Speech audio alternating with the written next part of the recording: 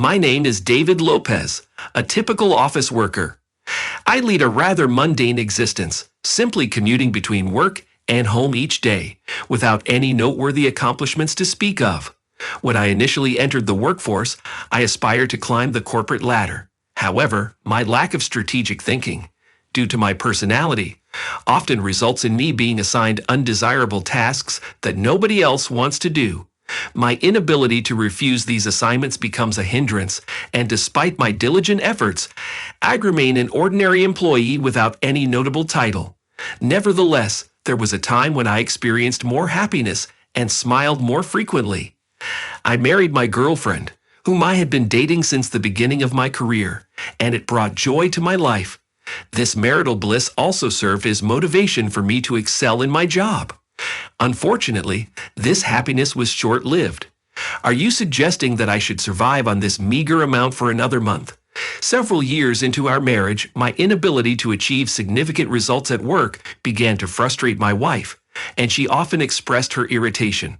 I apologize. I will try even harder. How many years have passed and how many times have you repeated those words? I believe that marrying you would lead to a better life, but with this low salary, we can't afford anything. I am exhausted. My wife, Mary, has always enjoyed indulging in personal luxuries, from beauty treatments, cosmetics, and nail salons to clothing. She found great pleasure in maintaining her appearance. It seemed that she married me with the expectation of a lavish lifestyle, given that I am the son of a doctor. Indeed, my father is a physician. He is the owner of his own medical practice.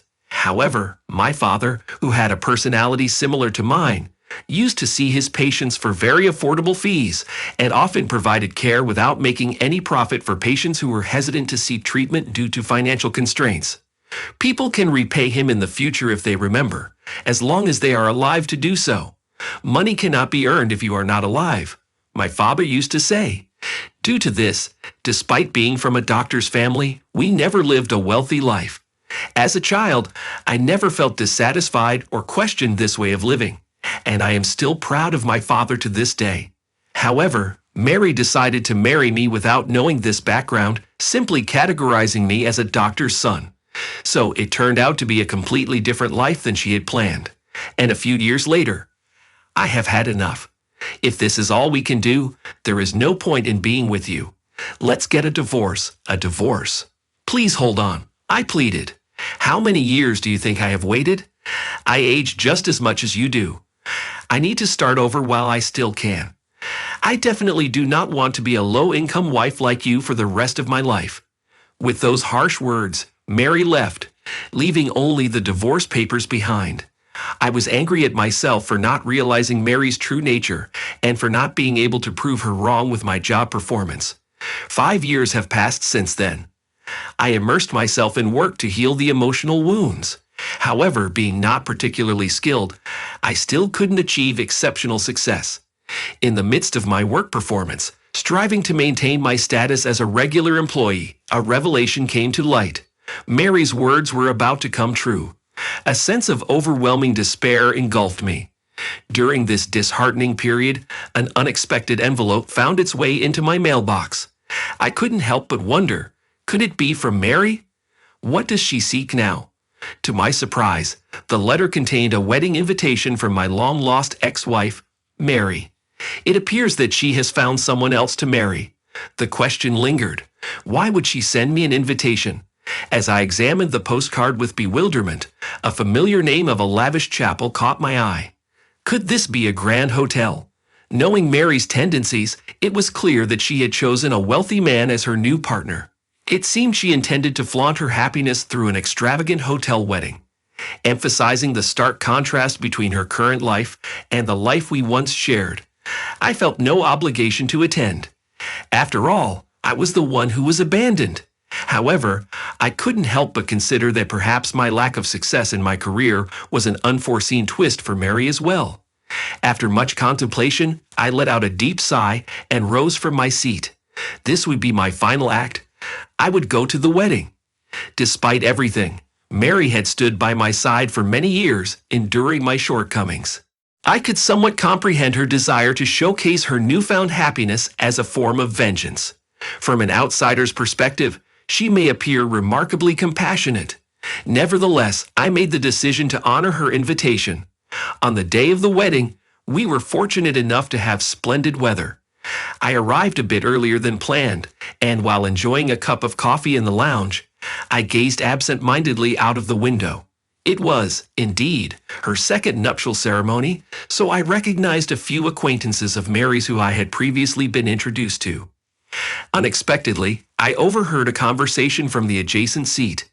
After all, Mary did an exceptional job securing this wedding, did she not? Yes, it is taking place in an opulent hotel. This time, it surpasses the first one in terms of grandeur.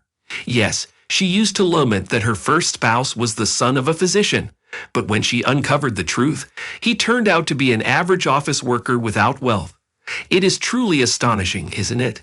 Listening to their conversation without their awareness of my presence, I felt a piercing ache in my heart. So Mary never truly accepted me for who I was.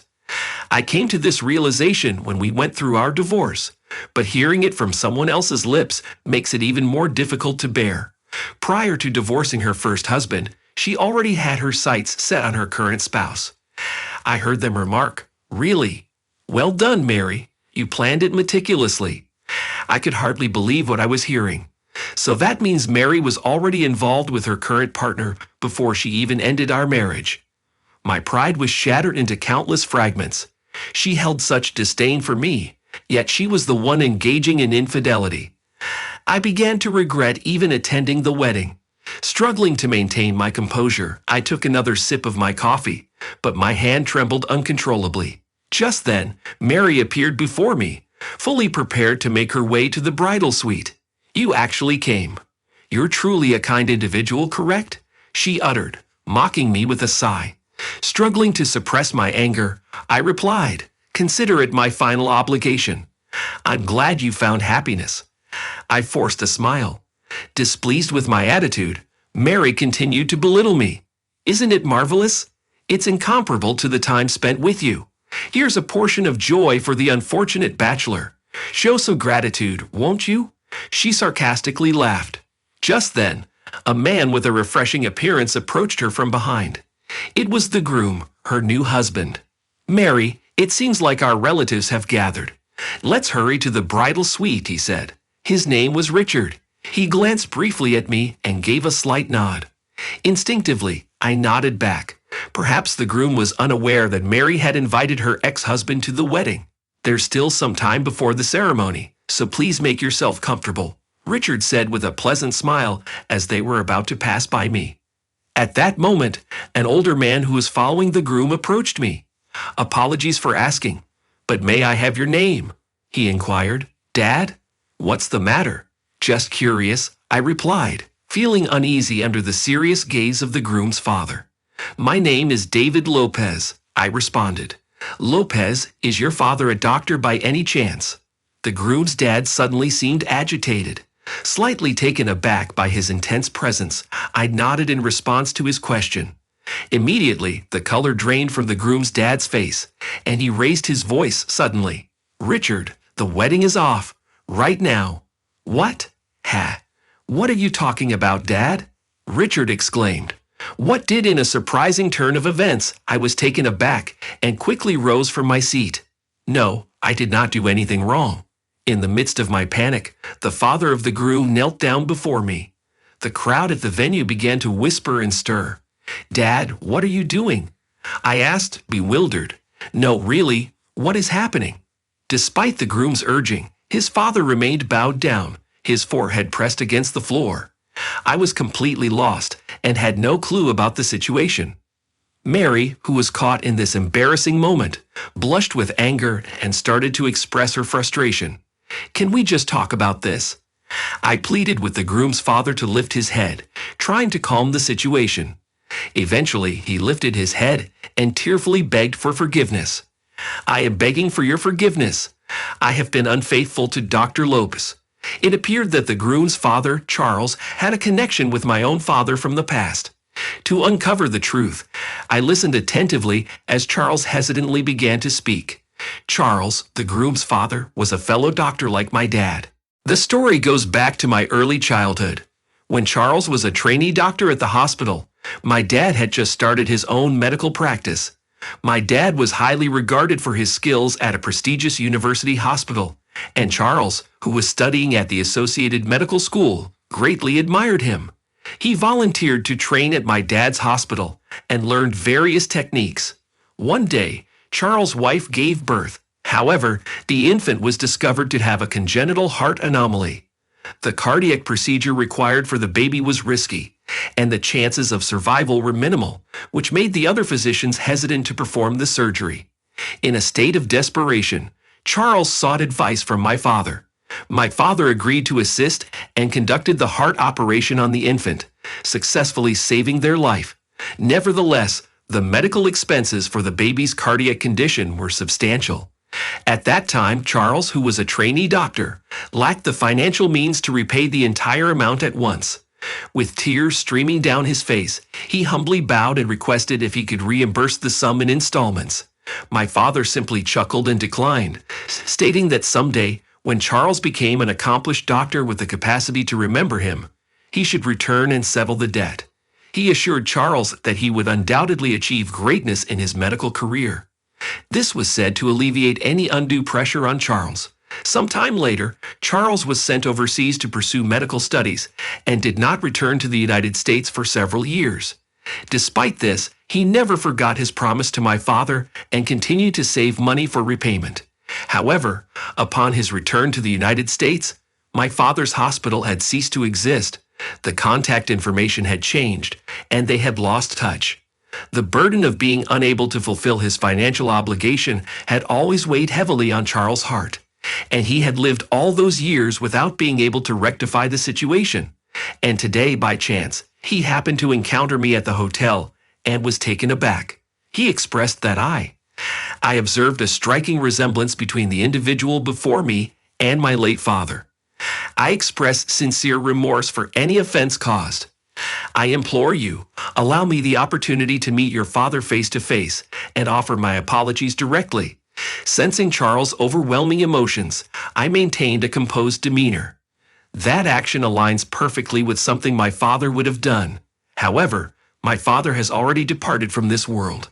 Upon receiving news about someone from his past, Charles stood motionless, lost in thought.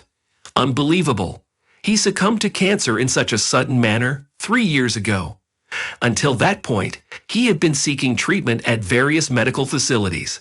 He was an exceptional physician, consistently prioritizing the well-being of his patients until the very end. Charles collapsed to the floor, overcome with grief, and wept uncontrollably. Father, this setting is not appropriate for such matters. Richard, the scar on your chest serves as evidence of Dr. Lopez's life-saving intervention. Richard appeared speechless, unable to find the right words. Your ability to partake in a wedding ceremony and be present here today is all thanks to Dr. Lopez.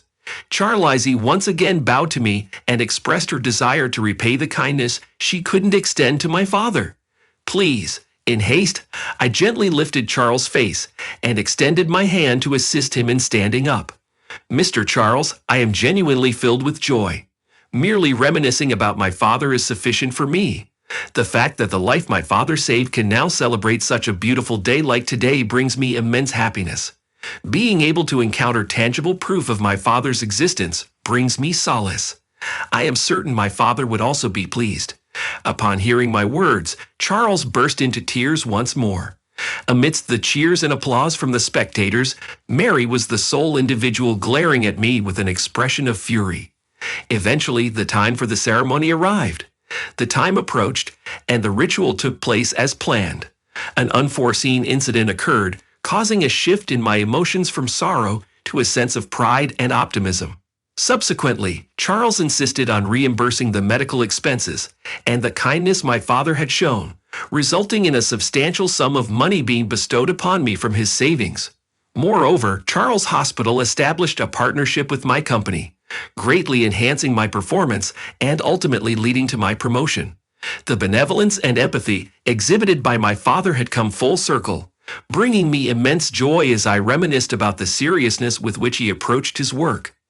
As for Mary, despite her blissful second marriage, her husband discovered that she had been involved with me prior to our divorce, and that both her past and current unions were driven by monetary motives. Consequently, he grew weary of her, resulting in yet another divorce. I learned of this development through informal channels. The notion of what goes around comes around proved true once again. Much like my father, I live my life with the belief that even actions that do not directly benefit me can still contribute to the happiness of others. Today, once more, I witnessed someone smile, solidifying my conviction that my life is undeniably progressing in the right direction.